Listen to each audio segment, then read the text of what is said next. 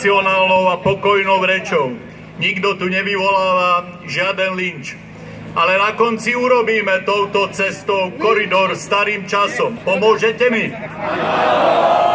Skôr než to skúsime, lebo ste pomerne natlačení, ale verím, že to dokážete, iba pripomeniem, my nežiadame za to, my nežiadame premiéra, aby sa sťahoval z tohoto komplexu za to, že mu nedoprajme bývanie, alebo že by museli ísť niekde do paneláku.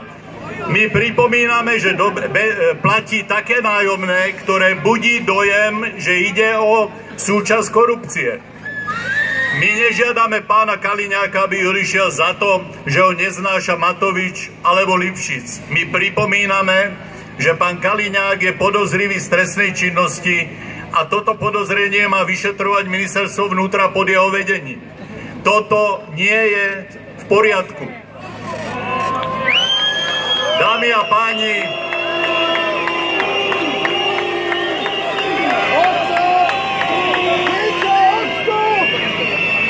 a páni, málo kedy sa podarí povedať, že treba znovu urobiť koridor starým časom. Netreba takýto slogan nadužívať, ale teraz mám pocit, že tá chvíľa je. To chcem povedať za prvé. Za druhé, málo kedy by som ľudí pozýval znovu na námestie Slobody, kde začínala Nežná, a na námestie SMP. Ale na jednom z týchto námestí treba pokračovať. Prečo? Pretože je tu ten čas. Je tu čas na zmenu.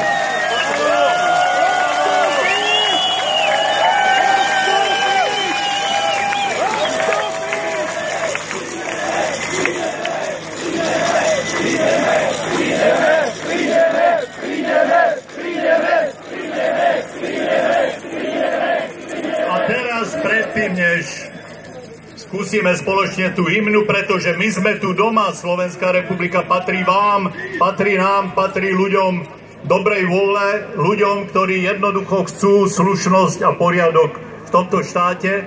Predtým, než to urobíme, prosím vás všetkých, ktorí ste takto týmto smerom, skúste urobiť koridor starým časom a ľuďom, ktorí už nepatria do politiky, do demokratickej a slušnej politiky. Nech to vidia.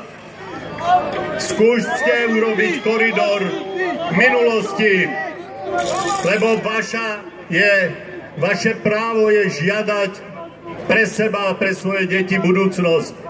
Utvorte koridor, priatelia.